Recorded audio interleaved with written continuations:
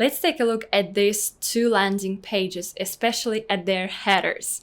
Which of these, in your opinion, are more encouraging to take an action? Yes, exactly. Hello friends, welcome to my channel. If you're new here, I talk about all things digital marketing. For this video, I've analyzed more than 50, I would say, landing pages of different complexity from different industries to come up with a good formula for a landing page that would actually bring more conversions. And I wanted to make something that I can actually use myself at work. Let's get started. The first crucial step is, of course, to identify your goal and have a clear idea of your target audience. I kind of combine these two, so don't even get started with working on your landing page project if you don't have a specific goal and if you don't know your audience. This should be the first step. Talk to your customers or to customer-facing people, understand what problems they have, and identify how your business can solve their problems. So some of the things you might want to think about at this point: the users who are going to land on your site, are those the people who are ready to buy? Have they faced your brand beforehand? Do they know a lot about your product at this stage?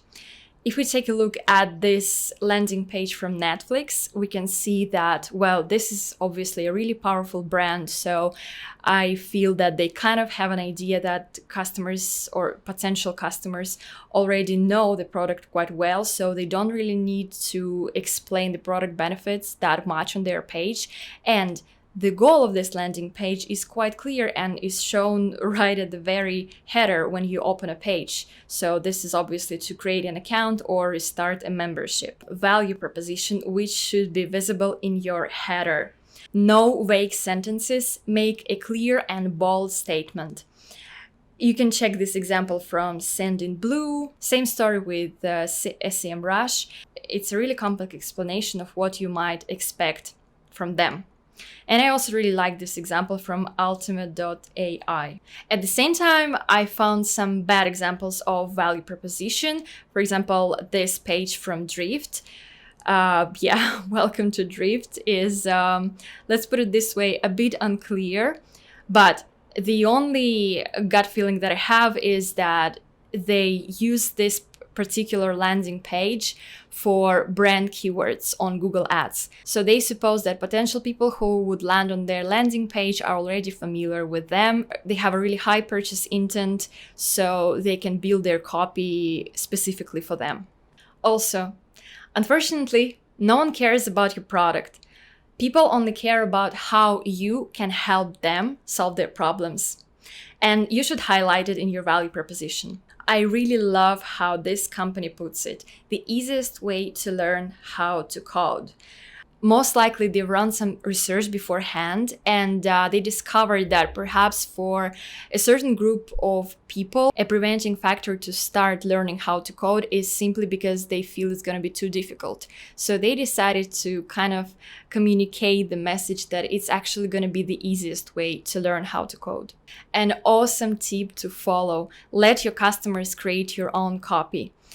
What you can do is talk to your sales team, get a list of the most frequently asked questions or the list of your, product benefits that your customers keep telling to your salespeople, and simply copy paste it in your header. Of course, make it sound natural and let it flow nicely with the rest of your content on your landing page. And I know how it goes. Typically, when you come up with a landing page header, you have a ton of versions as a rule. So I discovered this amazing way on how to come up with the final version for your landing page header. So come up with a list of at least 10 different header versions, then show it to your colleagues or to your friends, to your partner.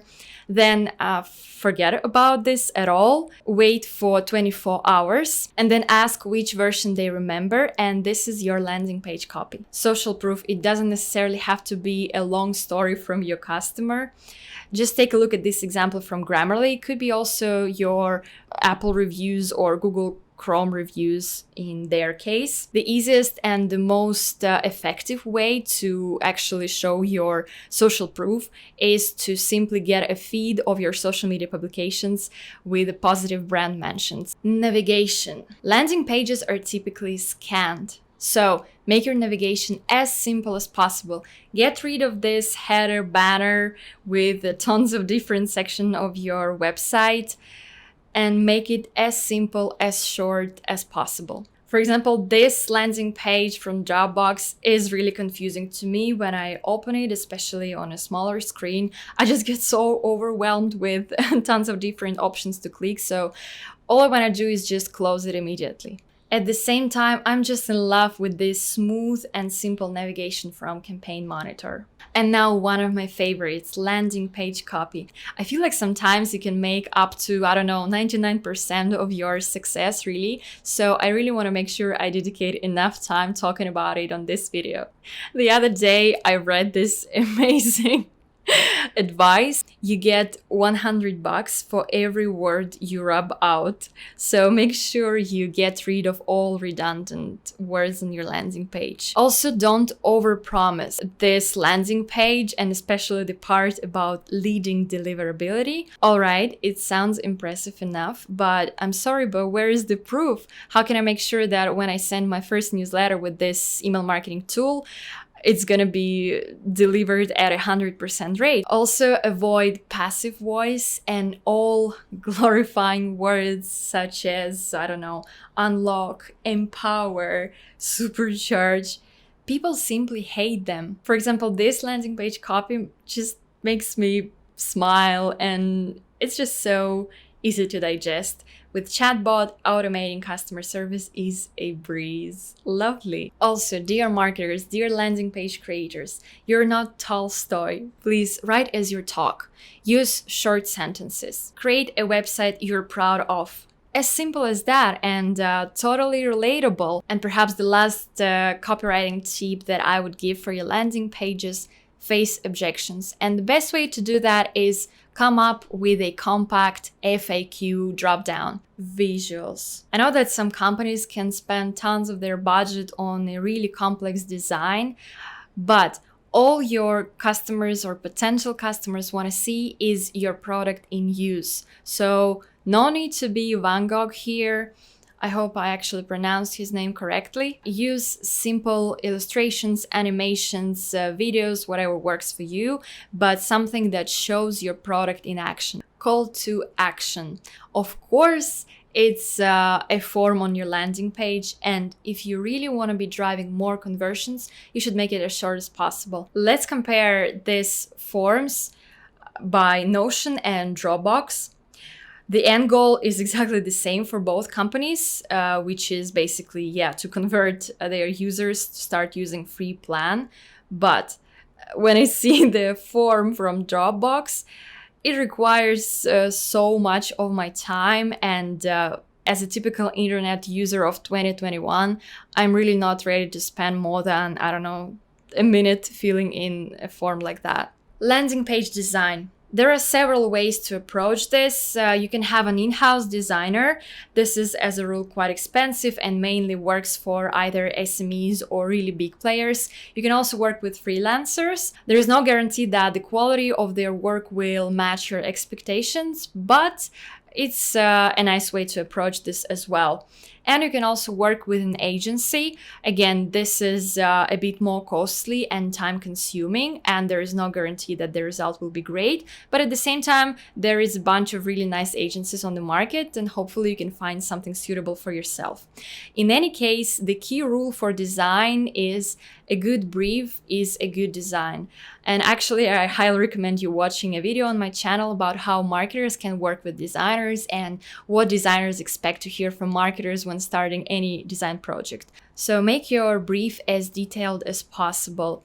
Add the goals of your landing page project or of the whole marketing project preferably. Obviously place some references that you expect, color scheme, all things that you haven't probably discussed with your designer yet. And setting deadline is really important. and, for example, how many comment rounds you expect to have. And then when it comes to the actual build and construction of your landing page, again, there are a few ways to approach this. You can have an in-house builder. You can also turn to freelance platforms. You can also work with agencies. And of course, you can use landing page builders. At the moment, there is like, I don't know, a million of different landing page tools for any budgets, for any marketing teams. And of course, the most well-known landing page builder is WordPress Analytics. Now it's time to measure the results and the performance of your landing page. First things first, make sure that your conversion tracking is set. In 2021, it's highly recommendable to use Google Tag Manager for all your conversion tracking. If you work, for example, with an agency or with a freelancer, please double check with them. It's better to be a little bit annoying here, but it's really important to make sure that your conversion tracking is set properly. If you work with different advertising platforms, also be extra careful and take a look at how conversion tracking is set there. And of course, set the right KPIs. For example, it could be increasing conversions from, 1% to 3%. Your KPIs could be really different depending on your goal, depending on your stage of your customer journey that this landing page is created for.